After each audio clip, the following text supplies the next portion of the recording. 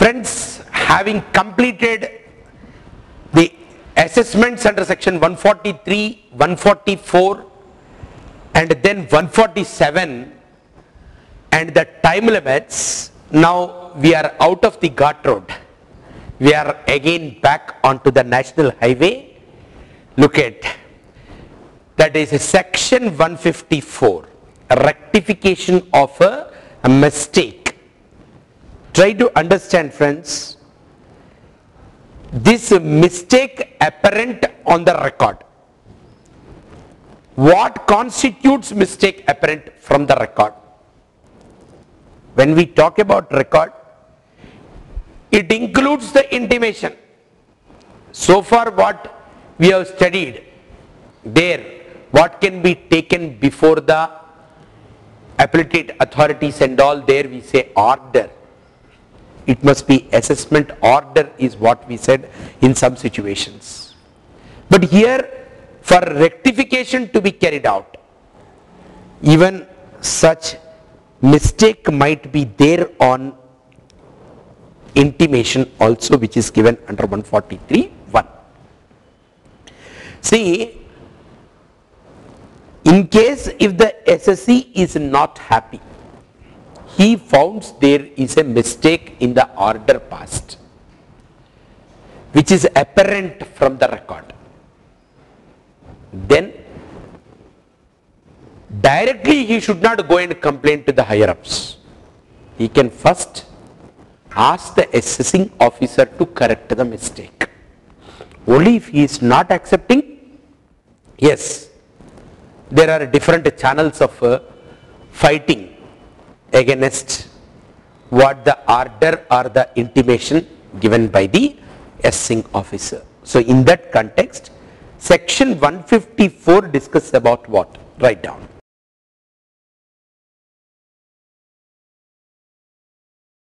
That is, with a view to rectify,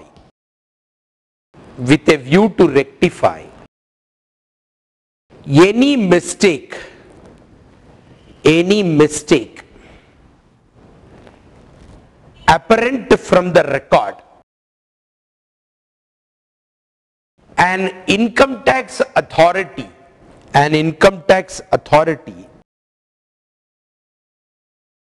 referred in section 116,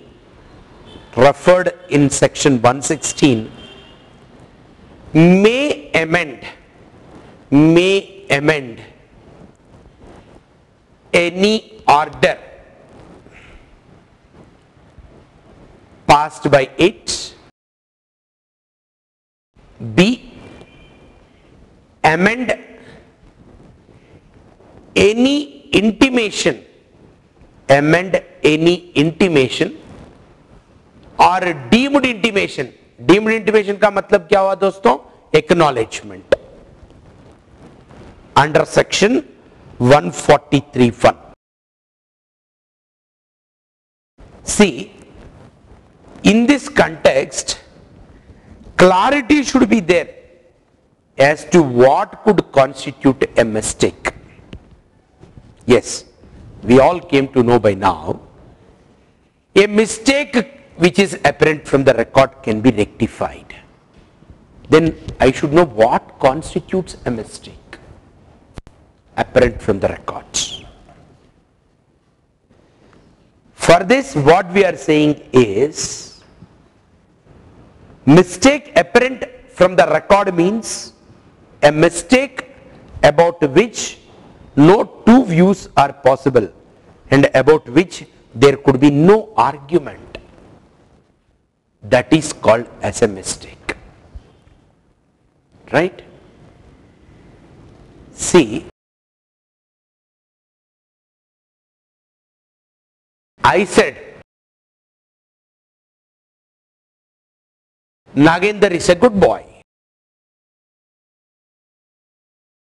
Now Harita says this is a mistake. This is a mistaken view, sir. Yes, this will become a mistaken view when Not only Harita, whoever looks at Nagendra says Nagendra is not a good boy. Then what Harita pointed out is definitely correct. That Chakravarti saying Nagendra is a good boy is a mistake. Because Harita is saying the same, Venkat is saying the same, Sailaja is saying the same. That means there are no two arguments on it. But in case Harita says Nagendra is a bad boy, Venkat says no, Nagendra is still a good boy. Her saying like that is only a perceptional situation, but other way around he is a good boy. So what the point that I would like to communicate is, when we say a particular thing is a mistake, it should be something on which there is no chance for having two opinions. Then only it is a mistake. See, when a mistake itself has to be determined on investigation of the facts, it cannot be said that there is a mistake apparent from the record. जांच करके decide करना, यदि वो गलत है वो सही है. If that is the case, it is not mistake apparent from the record. Mistake apparent from the record का मतलब क्या हुआ दोस्तों? It should, whoever looks at it should be able to say there is a mistake. अरे मैं investigate करके देख के बताते बोले तो that is not going to constitute mistake apparent from the record. That is, when we asked Lavanya madam, all these people are saying like this about Nagendra, what is your opinion? If she says, sir, it is very difficult, let me investigate it and check whether what they are saying is correct or not. Yes, in that situation, this is not something mistake apparent from the record. What we would like to correct through section 154 is something which is apparent from the record, mistake apparent from the record. Not, the very intention here is not to correct those mistakes on which two different opinions can be expressed, or which can be ascertained whether it is mistake or not only by investigation. Those things we don't like to correct through 154. 154, rectification of mistake apparent from the record means necessarily it should be very evident, clear on the face of the record itself.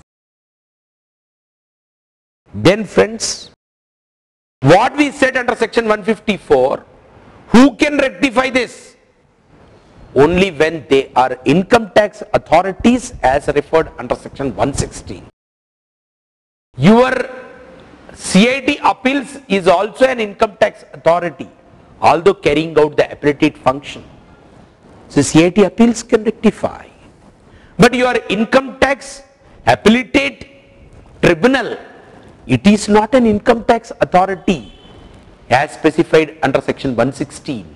That made us to say that ITAT cannot do 154 rectification of a mistake. This is very important. Write down. ITAT is not an income tax authority, is not an income tax authority referred to in section 116. Therefore, it cannot rectify the mistake. It cannot rectify the mistake in its own order, under section 154. But at the same time, please do remember, ITAT cannot rectify at all the mistakes. That is not what we want to communicate. there is a different section for the IT-AT to do it. What is that section? 254. Write down. However, IT-AT can rectify the mistake in its own order under section 254(2) and try to understand revisionary orders are passed. If the SSC says there is a mistake, can the CIT can rectify the mistake in the order passed under section 263 or 264? Yes, because CIT is an income tax authority as referred under section 116. So very well, any mistakes apparent from the record in 263 order or 264 order can be well rectified by the Commissioner of Income Tax under section 154. Then friends, the rectification is made by passing what? Rectification order. And similarly, in case if the assessing officer want to refuse to carry out the rectification under section 154, then also it is the duty of the assessing officer to pass an order of rejection. He can't simply say no, I am not doing. Orally is not possible. He has to give a written rejecting order. Then friends, if rectification order is passed by the assessing officer, then against such rectification order an appeal can be filed with the CIT appeals, or revision application can be made to CIT under section 264. See, why we are discussing this? Because sometime back we studied one point. Once you go to the regular Commissioner of Income Tax requesting him to make a revision under section 264, permanently the doors are getting closed to the SSC to make any further appeals. But such kind of situation is not there under section 154. What the disadvantage of moving to the Commissioner of Income Tax under section 264, that is not there with 154. Let us suppose we asked for rectification of mistake apparent from the record under section 154. They made the rectification. Subsequently, we found they have not done with that particular mistake correction. Happy well, I can move to the appellate authorities, that is CIT appeals, or happy well, I can go to the Commissioner of Income Tax asking him to do the revision, exercising his revisionary powers under section 264. These are only the points that you should remember. Then friends, rectification under section 154 is possible of a rectification order passed under section 154, right? गलत सुधारने के लिए काम शुरू करे और एक गलत करे. That is, while carrying out that rectification, one more mistake they have done, assessing officer. Again, can I make an application for rectification? Yes. N number of times you can make an application for rectification as long as there continue to be a mistake apparent from the record. Nothing prevents that only one time you can go. Like that is not the point. See, let us suppose a High Court or Supreme Court gave a judgment. Now, because of their judgment, what is happening, friends? In our order, there is going to come some advantage for us which was not earlier given. Can I move and make an application for rectification under section 154? That is, a particular expenditure is disallowed in my case. On a similar case, on a similar situation, High Court or Supreme Court gave a judgment allowing it. Then can I make an application for rectification under section 154? No. Because for that situation there is another section where you can take a recourse, requesting the assessing officer to carry out the pronouncement given in some other case in your case, but not through 154, because 154 main intention is if there is a mistake apparent from the record, for it to be corrected. Write down, this is another important thing. Rectification under section 154, rectification under section 154 is not possible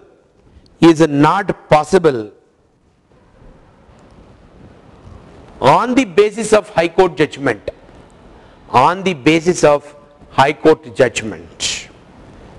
Then friends, another important point is an intimation under section 143(1), an intimation under section 143(1), next point, an intimation under section 143(1)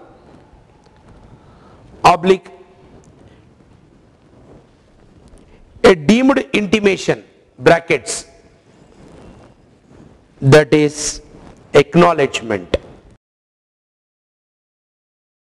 can be rectified under section 154, can be rectified under section 154. Now the question is like, who will make this rectification, how they will do? The assessing officer has to do either on his own motion or on an application made by the SSC, that is by SSC bringing to the notice of the assessing officer that in the order passed by you there is a mistake. Or in case if CIT appeals is the concerned authority and a mistake is brought to its notice by the assessing officer. See, assessing officer passed an order, then SSC approached the CIT appeals, CIT appeals passed an order. CIT appeals, when it passed an order, there is a mistake in the CIT appeals order. Then the assessing officer will bring what is the mistake in the order passed by the CIT. Then CIT can very well, appeals can very well rectify the mistake in his own order or in its own order. Now the amendment or rectification shall be done by the passing an order. Rectification, how it is to be carried out? Again you have to pass the rectification order. Of course, because of rectification, in case if the tax liability is going to be enhanced or loss assessed is going to be reduced or the refund is going to get reduced, then naturally what should happen, friends? An opportunity of being heard must be given to the SSC is the point.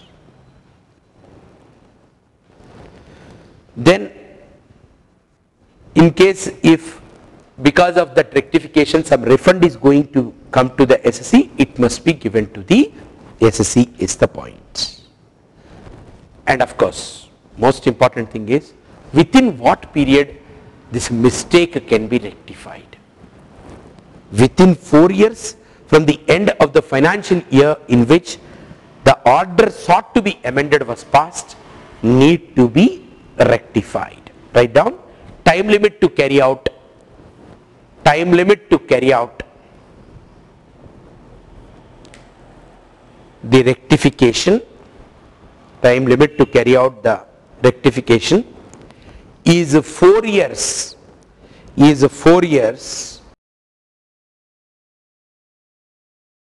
from the end of the financial year, from the end of the financial year in which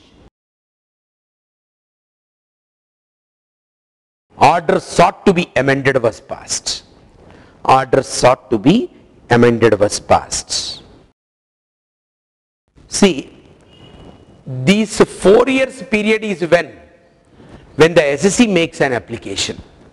What we said, this 4 months, 4 years is when, that is,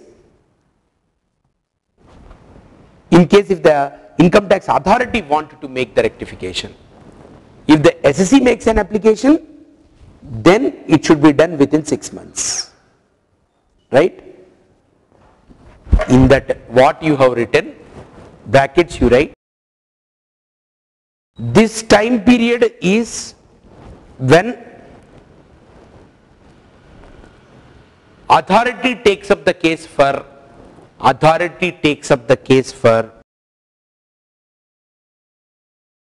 what is it? Rectification.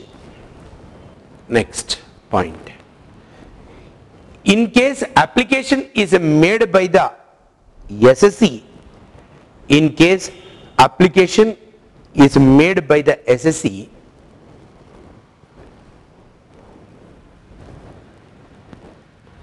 order under section 154, order under section 154 shall be passed within 6 months from the end of the month,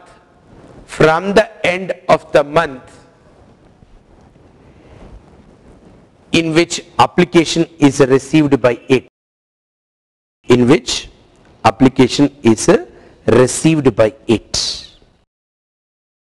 Friends, here try to remember,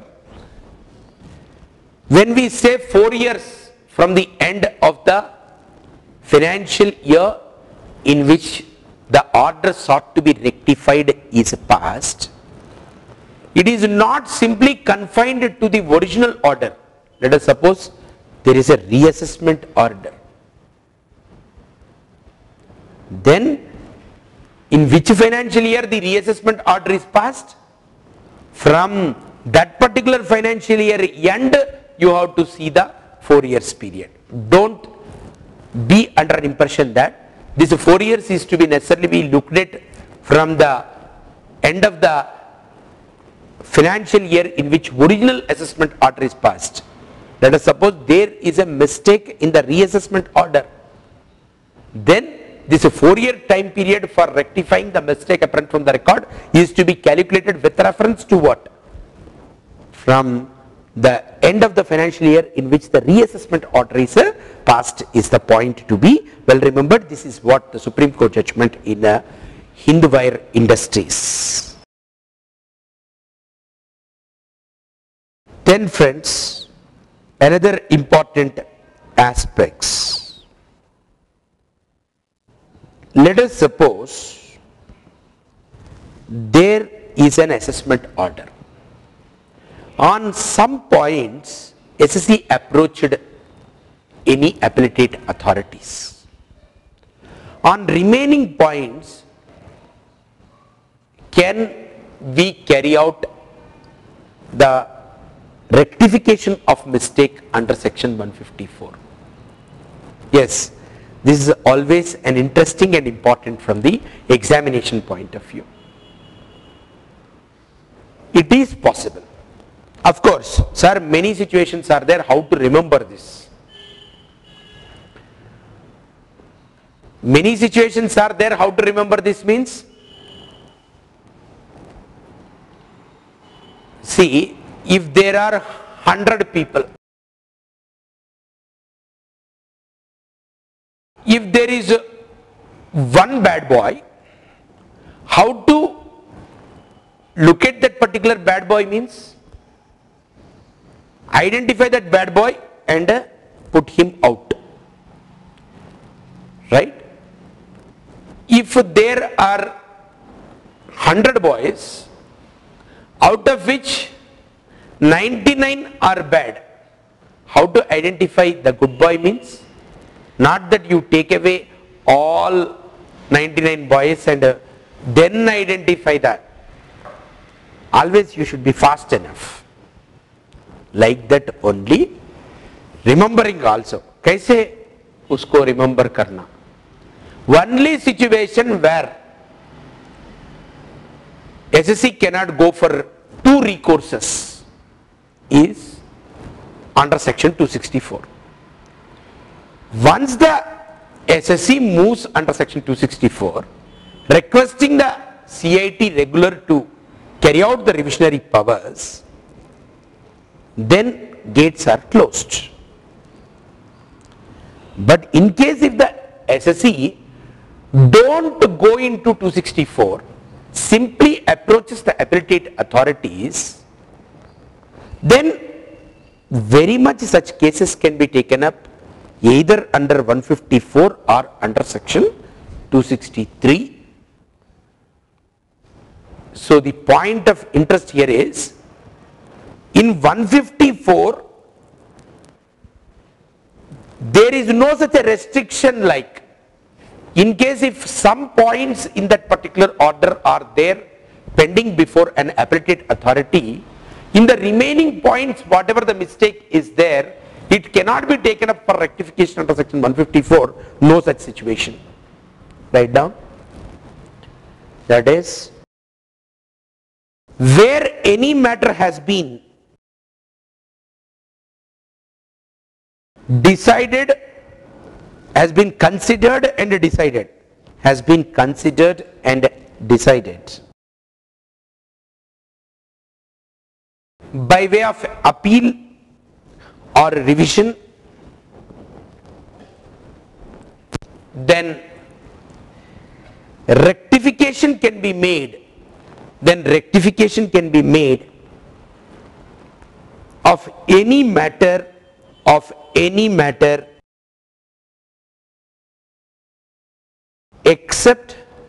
except matters which have been considered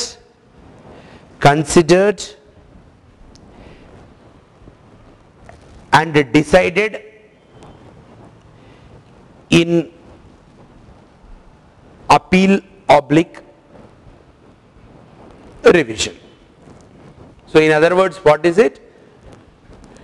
Rectification under section 154 can be done in respect of those matters which are not being considered and decided by the appellate authorities.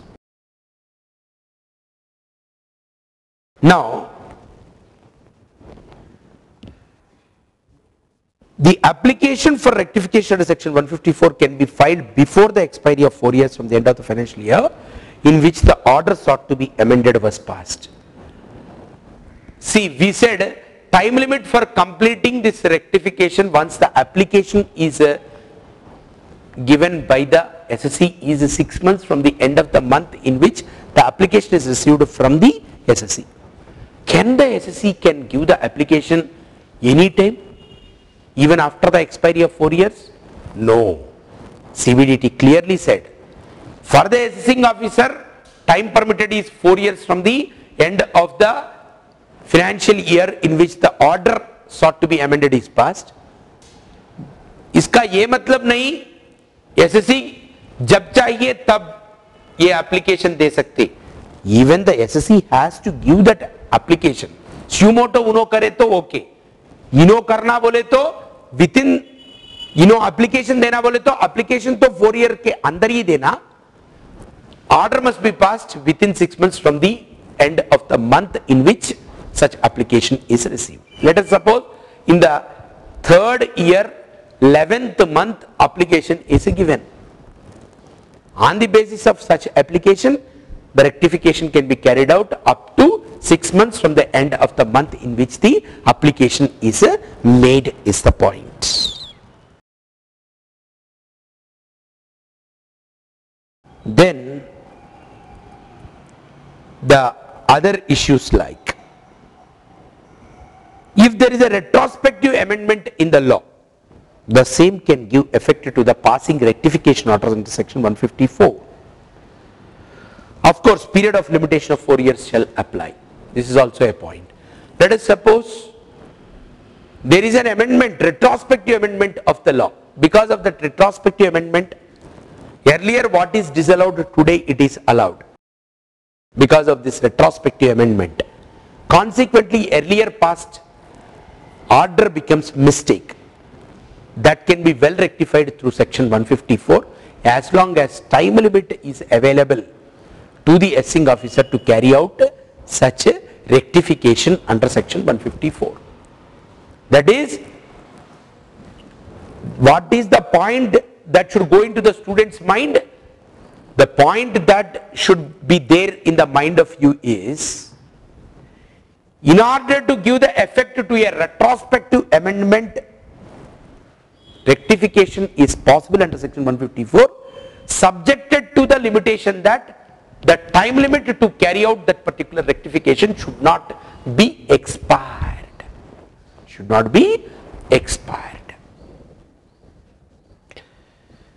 Then a mistake arising as a result of subsequent interpretation of the law by a Supreme Court would constitute a mistake apparent from the record, and rectification under section 154 is possible. See, it is not court order. Earlier we said that is based on court orders and all, you can't rectify a mistake. But if it is a case of interpretation problem, that is, earlier there is one interpretation, now there is a changed interpretation by the court. Very much rectification is possible under section 154. Then friends,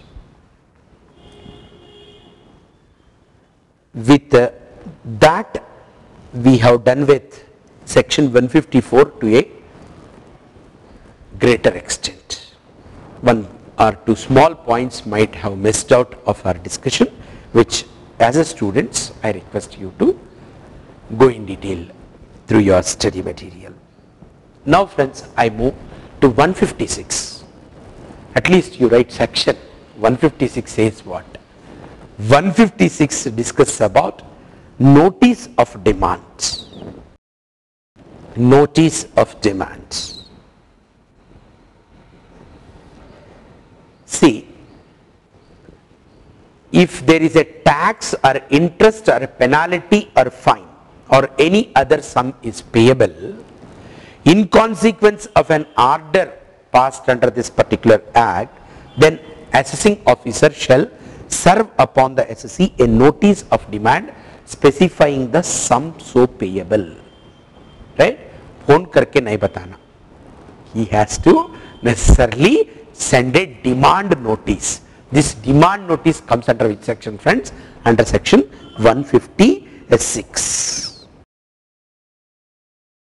Of course, friends, that is 143(1) intimation is there. That is also deemed to be a, what is it, a demands. You filed your return, they gave an acknowledgement. Subsequently, they sent 143(1) intimation, intimating you, saying that you have to pay this much of the tax. Then, as an SC, you can't say, no, if some tax is payable, then you have to necessarily send a demand notice under section 156. How can you simply send through intimation asking me to pay the tax? Like that, it's not correct. Because 156 notice of demand is in consequence of an order. That is, assessment got completed and an order is passed. Assessment order is passed or penalty order is passed. Consequent to an order, if the tax or fine or interest or penalty is to be paid, then demand notice under section 156 is must. But there is no order. Simply you filed a return, they have made a normal processing which is expected in 143(1), and then they gave a intimation under section 143(1). Can you say, if at all you are asking me to pay the tax, under any circumstance it must be done only through 156? No. Only in consequence of an order passed by the assessing officer, if there is some tax or interest or penalty or fine is to be paid, 156 demand notice is to be served on the SSC is a point that you have to remember. Then of course friends, section 158A already I discussed. What is 158A? In order to avoid the repetitive appeals, the SSC is given an opportunity to make a declaration to the assessing officer, sir, in my case for a different assessment year under similar circumstances, I have gone for an appeal before the courts. So the judgment is still pending. So I will abide by that particular judgment even for this particular year also. Subjected to that particular judgment, you complete my assessment this year. Then the assessing officer can go through the declaration, and in case if he is accepting for such plea, then he can very well do that, or he can also reject it. But either to accept it or to reject it, maximum period that he should take is only 60 days. The period cannot be extended beyond 60 days is a point. That is all about 158A. Since earlier also we have studied, I am now moving fastly to the another concept called as protective assessment. Of course friends, in the law there is no provision for protective assessment. ये protective assessment क्या चीज होगा पहले वो सुन लो. Let us suppose Nagender and his brother are there. Nagender's father gave a property to Nagender, and Nagender and Nagender's brother are very close. But they decided to make the income tax department fool. So Nagender brother, on the advice given by Nagender, filed a case against the Nagender, stating that this property belongs to me, not of Nagender. Now income tax department asked Nagender to pay the tax on that particular income from house property. Now Nagender, if he says, sir please wait, because my brother filed a case against me, there is a dispute regarding the title. After the court gives judgment after 20 years, then we will think of paying the tax. ऐसे कर सकते नहीं कर सकते, क्योंकि basic concepts में हम क्या पढ़े, even if there is a dispute on the title, the recipient need to necessarily pay the tax, or whoever is enjoying that property needed to offer the income. Of course, on a protective basis, brother came to us and said, sir please include that income in my assessment also. क्यों? कल के दिन if you say this income does not belong to Nagender, it belongs to Surender, then मेरा fate क्या होता? Tax 10,000, interest 1 lakh, penalty 2 lakhs. Then I have to become bankrupt. So kindly do that protective assessment. There the concept of protective assessment comes. It will be assessed in one hand, and on a protective basis it will be done in the other hands. That is, try to listen the protective assessment. There is no need for you to write. Though there is no provision in the Income Tax Act authorizing for the levy of income tax on a person other than by whom income tax is payable, yet it is open for the income tax authority to make protective or alternative assessment if it is not ascertainable who is really liable to pay the tax. In that situation, protective assessment comes. This and all comes when there is a litigation between two parties concerned in a civil court, or in case of the Binami transactions, and in case of diversion of the income. Of course, clubbing provisions are there, but still they give only education of how to divert. So, but as a tax practitioner, you are not supposed to give such kind of advices. Earlier also we discussed that point. That is, somebody came with a invitation for the marriage, and as a chartered accountant you are giving a good advice that since that girl is going to be a, what is it, housewife, you asked your client to transfer his property to the, that is his would-be wife, and subsequently after 6 months he will be coming with a crying face. When you asked what happened, he said, based on your advice, I shifted the property to my wife before the marriage, and that girl married her boyfriend. That is, situation is there, you tell, but don't create a situation for the tax planning purpose. That is, clubbing of income of the spouse can be done only up to what time?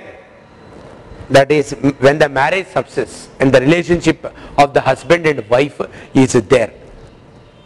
Reading this, if you advise two couple who has got a happy married life, if they come to you and if you advise that, I will tell you a beautiful way of reducing the tax burden, that is living the same roof, under the same roof, but take the divorce in a court of law, so that you get the benefit under the income tax law of not this clubbing of income, then will not apply, then the girl will slap.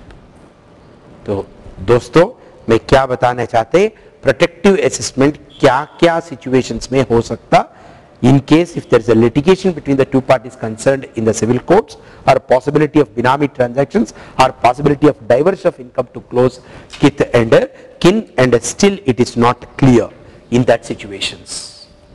Then we move to the next issue, that is, who is an assessee in default when you demand asking the assessee to pay the tax is raised under section 156, and if he don't make the payment of that particular tax within 30 days from the day when that particular demand notice is given, serviced on the assessee, then such person will become assessee deemed to be in default, and he will be liable for interest and a penalty. Interest is being discussed in 220 and penalty is being discussed under section 221.